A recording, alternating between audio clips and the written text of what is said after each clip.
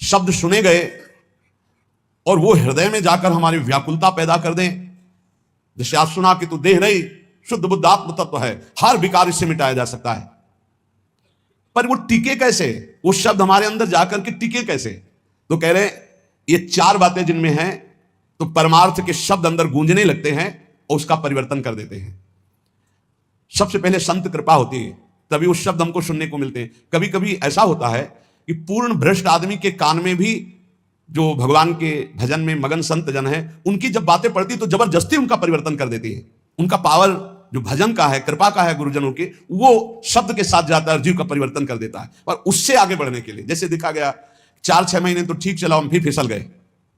वो उनके वचन का पावर आपको बिल्कुल नार की स्थिति से ऊपर उठाया था। अब आपको संभल के चलना पड़ेगा। ऐसा नहीं कि जीवन भर बस वो काम कर जाएगा, नहीं, एक बार आपको निकाल के अब फिर दलदल में गिरोगे जाके तो मरो। आगे ठीक से चलो। ठीक से कैसे चल पाएंगे? तो कह रहे गुरु शुश्रूषणम सत्य मक्रोधो दान में वच। शिष्टाचार की यहां व्याख्या नहीं कर रहे गुरु शुश्रूषण, यहां कह रहे गुरुदेव को समर्पित होकर उनकी सेवा के द्वारा जो हमारे अंदर गंभीरता आती है, सहनशीलता आती है, भागवतिक सद्गुण आते हैं, वही हमको इस मलिन माया के आकर्षण से बचाते हैं। जब हम गुरु सेवा में, तो फिर ये प्रश्न आ जाता है कि क्या सबको कहां इतना टाइम है और गुरु को इतना टाइम कहां है कि सबकी सेवा ले? तो गुरु सेवा आज्ञा होती है, आज्ञा। ये जो सत्संग हो रहा है, ये जो एकांतिक हो रहा है, ये जो आपको उपदेश मिल रहे हैं, इनका पालन करना ही गुरु सेवा है। हाँ, प्रगट में अवसर मिल जाए किसी को कि कोई संत हैं, बीमार हैं, या वस्त्र धो देना है, औषधि दे देना है, भोजन दे देना है, ये बाह्य शरीर की सेवा है। आंतरिक गुरु सेवा है उनकी आज्ञा का, और ये सबको ही कर सकता है, आज्ञा पालन। कह रहे गुरु शुश्रूषणम, गुरु सेवा। इसीलिए शुद्ध ज्ञान प्रकाशित नहीं हो पाता, क्योंकि आज स्वयं सब गुरु बन जाते हैं। गुरु के अधीनता, गुरु सेवा, ये बहुत बहुत दुर्लभ बात है। धन्य है वो जो अपने गुरुजनों की आज्ञा में चलते हैं। नहीं, यहां सब प्रारंभ से ही मान के भोक्ता बन जाते हैं, प्रारंभ से ही गुरुगिरी हृदय में आ जाती कि मैं, वो बिगड़ गया। जब जीवन भर गुरुदेव की आज्ञा में रहा जाता है तो उसके हृदय में गुरु तत्व स्वयं प्रकाशित हो जाता है। जब गुरु तत्व प्रकाशित हो जाता है तो जानत तुम्हें तुम्हें हो जाए, उसमें फिर ब्रह्मविद ब्रह्मविद होती, उसमें कोई फिर फर्क नहीं पड़ेगा।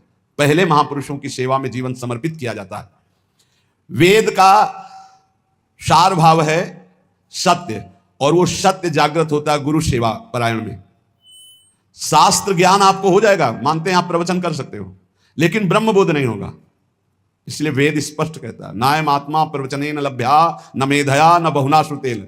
ना प्रवचन करने वाले को आत्मबोध होता है, ना बहुत सुनने वाले को आत्मबोध होता है, ना बहुत बुद्धिमान को होता है। बोले किसको होता है? बोले आत्मा जिसको वर्ण कर लेती है। आत्मा क्या? गुरुदेव। आत्मा हरिवंश, आचार्य गुरुदेव जिसको कृपा करके वर्ण कर लेते हैं, उसे ब्रह्मबोध हो जाता है। कृपा करके वर्ण जो उनकी आज्ञा पे चलता है।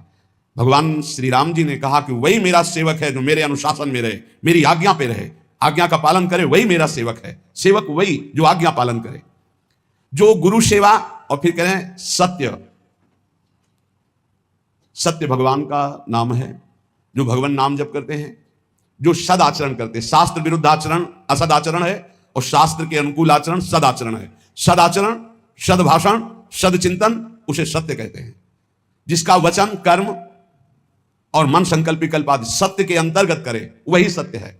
और मक्रोध हो, जब आपका साधन बनेगा तो आपको गुस्सा आने लगेगी। ये अनुभव की बात कह रहा हूं। जब ठीक साधन बनेगा तो बिल्कुल चिड़चिड़ाहट स्वभाव में आने लगेगी, असहनशीलता। बस इसी को समन कर जाना है सहनशीलता के द्वारा। थोड़ी सी भी बात सहन नहीं होती, वो एकदम क्रोध करने लगता है, क्योंकि उसके अंदर ऊर्जा शक्ति का संचार होता है। पावर बढ़ता है भजन से, और पावर बढ़ता है तो फिर नम्रता के द्वारा, सहनशीलता के द्वारा, तितिक्षा के द्वारा, क्षमा के द्वारा इस पावर को बचाया जाता है, पचाया जाता है। नहीं तो बहुत जल्दी छीन हो जाता है। आप देख लेना, सही भजन चल रहा है, ठीक आचरण है आपके, तो पहला दोष पैदा होगा ये असहनशीलता।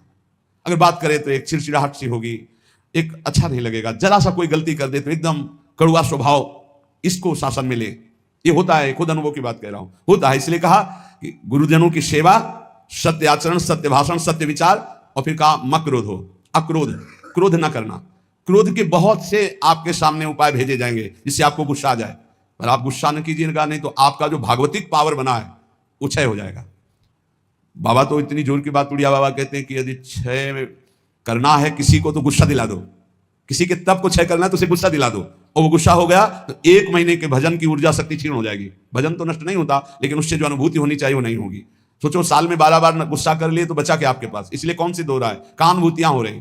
सहनशीलता के द्वारा क्रोध का त्याग कर दे, गुस्सा त्याग कर दे। बहुत जल्दी गुस्सा आती है, और गुस्सा आते ही मन में प्रतिकूल चिंतन होने लगता है। भजन है और प्रतिकूल चिंतन हुआ, कहीं हो गया तो तुम्हारा भजन रुक जाएगा, तुम्हारा भजन का प्रभाव क्षीण हो जाएगा, आगे भजन की उन्नति नहीं होगी। इसलिए बहुत संभल के किसी से गुस्सा मत करो। अब आएगा गुस्सा, माया ऐसे संयोग भेजेगी कि गुस्सा आ जाए, पक्का सहन कर जाओ। बहुत कठिन है सहन करना। अच्छा, आप जा रहे हो, कोई थूक दे आपके ऊपर, अरे 1 बार थूक दे, 2 बार थूक दे, 100 बार थूका एकनाथ जी के ऊपर। वो गंगा स्नान करके, गोदावरी जी का या गोमती जो भी वहां हो, महाराष्ट्र में कौन है? गोदावरी, गंगा, तो वहां स्नान करके बार बार ऊपर से गली में थूक देता। 100 बार थूका, नीचे उतर कर आया, साष्टांग दंडवत हुआ, गलती हुई, 100 बार थूका। बोले भैया तेरे जैसा कृपालु कौन होगा? एक दिन में 100 बार स्नान करवा दिया, वैसे एक दिन में 1 बार होता, लेकिन 100 बार तेरी कृपा से। बिल्कुल गुस्सा नहीं आया। कुछ लोगों ने तो पैसा देके एक आदमी को लगाया, एक पंडित जी थे, उनसे कहा कि अगर आप एकनाथ जी को गुस्सा दिला दें तो इतनी आपको मुद्रा दे देंगे। घर गए तो अतिथि आए, उन्होंने सम्मान किया। जब उनकी पत्नी परोसने लगी तो पीठ में चढ़ गए, कुछ तो गुस्सा आएगा इनको। तो उनका बहुत संभाल के देखो, पीठ से गिरने ना पावे, इनको कोई कष्ट ना होने पावे, संभाल के। पत्नी का हम पहले से सावधान है, आप चिंता मत करो। तो उन्होंने सोचा ये तो फिर भी क्रोध, कितना उन्होंने उपद्रव किया। जब उपद्रव से बिल्कुल गुस्सा नहीं तो उनका थोड़ा गुस्सा हो जाते तो मुझे वो इतनी मुद्रा देकर भेजा गया। बोले भैया क्षमा करो, पहले बता देते कि हम मुद्रा के कारण आए हैं तो हम थोड़ी गुस्सा दिखा देते, जिससे तुम्हें मुद्रा मिल जाती। क्रोध नाम की चीज नहीं। जिन महापुरुषों ने भगवत साक्षात्कार किया, अक्रोध रहे हो, क्रोध नहीं। क्रोध होने से तब क्षीण हो जाता है।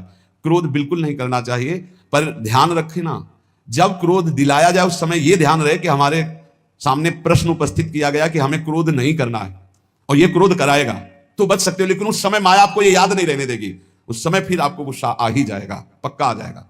क्रोध दिलाने वाली लीला आपके सामने साधकों को प्रायः होती रहती है।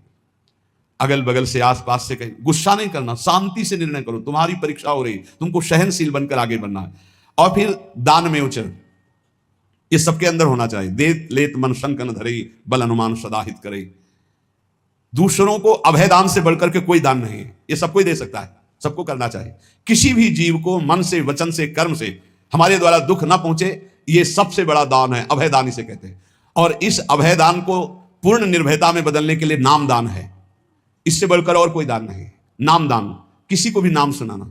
राधा राधा जब हम जोर जोर से बोलते जय जय श्री राधे श्याम, तो सबके कानों में नाम पड़ता है और उस नाम का हमें पुण्य मिलता है, हमारा भजन आगे बढ़ता है। इसलिए जोर जोर से नाम कीर्तन हो रहा है, जहां से आप गुजर रहे हो वहां। और जब कभी कहीं भी बैठे हो, बातचीत हो, तो बीच बीच में अभ्यास बना लो। राधा, अच्छा राधा राधा राधा राधा, अच्छा ऐसे बात करना सीखो। है ऐसे अपने मुरारी भाई हैं, वो जब बात करें राधा राधा राधा राधा, हमें बहुत अच्छा लगता है शुरू से। ये नहीं कि आज से, शुरू से ना, जब कोई बात विनोद की हुई या कोई भी बात हुई या कोई आश्चर्यमय बात, राधा राधा राधा, ये बहुत अच्छा स्वभाव है। हमें लगता है सबको बनाना चाहिए, सत्संग में नहीं, बीच में। हाँ, अब सब शुरू हो गए राधा बीच में, तो ऐसे नहीं। वो जब बात परस्पर हो रही हो तब उस समय राधा राधा, बहुत मंगल। हम उपासक से बात अगर कभी करते तो यही देखते इसने कितनी बार नाम जपा, कितनी बार नाम लिया। प्रारंभ में नाम बोला, एक बार तो नाम आना चाहिए। हनुमान जी विभीषण जी को सौभाग्य क्यों प्रदान कर रहे हैं? अंदर से आवाज आई, राम राम राम नाम तेहि सुमिरन कीन्हा, हृदय हरसि कपि सज्जन चीन्हा, यही सन हठ करी हो पहचानी, साधु ते हो ये न कारज हानि। ये साधु है। अभ्यास बनाओ, नाम उच्चारण, बात शुरू करने के पहले नाम उच्चारण, बहुत मंगलमयी बात है। दूसरों को नाम सुना दिया, इससे बड़ा कोई दान नहीं। ये 4 बातें जिसके जीवन में है वो अपने भजन को बढ़ाएगा, भजन को बचाएगा और भजन को पचा लेगा। गुरु आज्ञा में रहना, सत्य क्रिया, सत्य विचार, सत्य भाषण और क्रोध ना करना, और दूसरों को अभय दान देना, भगवान नाम सुनाना। ये 4 बातें बहुत जोर की, जिसमें जीव का परम कल्याण हो जाता है। वेद का सार है सत्य, सत्य का सार है जितेंद्रियता, और जितेंद्रियता का सार है त्याग, वैराग्य, उपरति। त्याग, भोगों की इच्छा पर भोगूंगा नहीं क्योंकि भगवत प्राप्ति करनी है। वैराग्य, भोगने की इच्छा ही नहीं रही। उपरति, भोग ही है, ऐसी वृत्ति ही खत्म हो गई। यह है संपूर्ण वेदों का सार। जो न्याय युक्त कार्य हो, जिसको महापुरुषों ने किया है, जिसका विधान किया, वही कार्य किया जाए, मनमानी कोई कार्य ना किया जाए। यदि मनमानी कार्य किया गया तो उससे लाभ नहीं होगा। आजकल बहुत मनमानी हो रही, बहुत मनमानी। कोई किसी का ना तो निगमागम शासन स्वीकार किया जा रहा है, वेद का शासन, और ना वेदज्ञ महापुरुषों का शासन स्वीकार किया जा रहा है। सब मनमानी करने में स्वतंत्र है। गुरु बस इस बात का कि तुम मंत्र हमें दो, हम 50 को और देते हैं, बस इस बात के लिए गुरु मंत्र दिया, उसका साक्षात्कार किया, इसके लिए नहीं। इसके लिए तो गुरु की अधीनता स्वीकार करनी पड़ेगी। कह रहे कि यत् करोत्यशुभम कर्म शुभम वा यदि सत्यम अवश्यम तत्समाप्नोति पुरुषो नात्र संशयः। होश में तुम जो कर्म करोगे शुभ या अशुभ तुम्हें भोगना पड़ेगा, कोई मिटा दे ऐसा समर्थ नहीं है। देख लो भाई, कोई मिटा दे ऐसा समर्थ नहीं। वो केवल वही मिटा सकते हैं जिन्होंने पूरी सृष्टि की रचना की, श्री भगवान, दूसरे की सामर्थ्य नहीं। इसलिए हमें विश्वास नहीं है। ये इसलिए बता रहे, करे यत् करोत्यशुभम कर्म शुभम वा यदि सत्तमम अवश्यम तत्समाप्नोति पुरुषो नात्र संशया। अवश्य भोगना पड़ेगा जो कर्म किए हैं। इसीलिए हम कह रहे हैं किसी पर यह मत सोचो कि तुम्हारे कर्म को कोई नष्ट कर देगा, कोई नहीं, कोई नहीं। भगवान के पिता दशरथ जी का ये कर्म श्रवण कुमार का धोखे में बद हो जाना क्या नहीं मिटा सकते थे? उनके पिता ने साफ दिया, जैसे मैं पुत्र वियोग से मर रहा हूं ऐसे तू तड़प करके मरेगा। वैसा ही पूज्य महाराज दशरथ जी हा राम कह करके प्राण त्यागी। इसलिए बहुत होश में अगर गलत कर्म करोगे तो उसको भोगना पड़ेगा। और ये भ्रम छोड़ दो कि कोई तुम्हारे दान पुण्य सेव संतरा देने करके तुम कोई जंतुर अंतुर बंधवा कर अपने पाप कर्म को मिटा दोगे। मुझे समझ में नहीं आता, क्योंकि हमारा शास्त्र ऐसा नहीं कहता। बड़े बड़े महापुरुषों को भोगना पड़ा है, और उनकी तो बात क्या, जो ईश्वर कोटि के है, फिर साधारण को ऐसे मिटा सकते हैं। यत् करोत्य शुभम कर्म शुभम वा यदि सत्तमो। भाई ध्यान करो, कोई भूल करके पाप मत करो, नहीं तो उसे भोगना पड़ेगा, अवश्य अवश्य भोगना पड़ेगा। कोई नहीं मिटा सकता, संसार में कोई नहीं मिटा सकता। इसलिए सताम धर्मेण वर्तेत क्रियाम शिष्टवदाचरेत असंक्लेशेन लोकस्य वृत्तिम लिप्सेत वै द्विज। जो सत्पुरुषों ने आचरण किए हैं, जो सत्पुरुषों ने आचरण का विधान किया है, उसके अनुसार जो आचरण करता है वो धर्म है, और धर्म करने वाला कभी दुखी नहीं होता। तो आप कहोगे धर्मराज युधिष्ठिर को 12 वर्ष का वनवास, 1 वर्ष का अज्ञातवास मिला, धर्म करना क्या, वो तो धर्मराज है। तो जुआ खेलना अधर्म है, उपहास करना किसी का अधर्म है, किसी को नीचा दिखाना अधर्म है, अधर्मियों की सभा में बैठना अधर्म है। कई तरह की बातों का अधर्म होता है। जान रहे हैं कि महाराज धृतराष्ट्र इस समय अधर्म से युक्त है, तो उनकी आज्ञा का पालन नहीं करना चाहिए। जान रहे हैं कि छल कपट अधर्मी शकुनी है, पासा वो चल रहा है, जीत उनकी हो रही, खुला अधर्म, खुला अधर्म का खेल हो रहा है, कैसे स्वीकार कर लिया। और द्वित कीड़ा अधर्म है, मदिरा पीना, व्यभिचार करना, मांस खाना, द्वित कीड़ा करना, ये सब एक लाइन में रखा गया है। इसीलिए महाराज को 12 वर्ष का वनवास, 1 वर्ष का अज्ञातवास भोगना पड़ा। सत्पुरुषों द्वारा पालित धर्म के अनुसार बर्ताव करे। जो संत पुरुष आचरण करने का विधान करते हैं, शास्त्र विधान करता है, वैसे ही कभी दुख नहीं मिलेगा। ध्यान रखना, अधर्म करने पर ही दुख का परिणाम भोगना पड़ता है। ये जो हमारे नाना प्रकार के शारीरिक मानसिक क्लेश हैं, ये हमारे पाप कर्म का परिणाम है। भली भांति कोई भी कर्म करने के पहले विचार करो, तो अंदर से सबके भगवान सदगुरु रूप में बैठकर उत्तर देते हैं कि तुम गलत करने जा रहे हो, मत करना। दूसरे लोगों के किए हुए कर्म को देखकर मत करो। बहुत लोग ऐसा करते हैं। अब तो सब नरक जाएंगे, तुम भी जाओगे क्या? तुम सत्संगी हो, तुम्हारा विवेक जागृत होना चाहिए। सब अगर 1000 लोग हैं, 1000 गलत कर रहे हैं, तो एक सही चलो तुम अपने मार्ग पे, 1000 का अनुसरण नहीं करना। जीवन निर्वाह के लिए ऐसी वृत्ति अपनाओ जो धर्म पूर्वक हो, तो तुम सुखी रहोगे, तुम्हारा परिवार सुखी रहेगा। सब तरह से सावधान रहो कि तुम्हारे घर में अधर्म का 1 रुपया ना आने पावे। सावधान रहो। जैसे कुछ लोगों की मान्यता है कि संत जन अधर्म पचा सकते हैं। भीष्म पितामह जैसा महात्मा कोई होगा, 12 वैष्णवाचार्यों में है भीष्म जी, और अखंड बाल ब्रह्मचारी, और अखंड चिंतन करने वाले भगवान का। और दुर्योधन का अन्न खाया, उन्होंने स्वीकार किया, बताया द्रौपदी को कि उस समय मेरी बुद्धि निर्णय करने में असमर्थ थी, क्योंकि मैं दुर्योधन का अन्न खाया था। अगर अधर्म का रुपया चला जाए तो महात्मा की भी बुद्धि को कमजोर कर दे, भ्रष्ट कर दे, फिर गृहस्थों की बात क्या। अधर्म के धन से बचना चाहिए।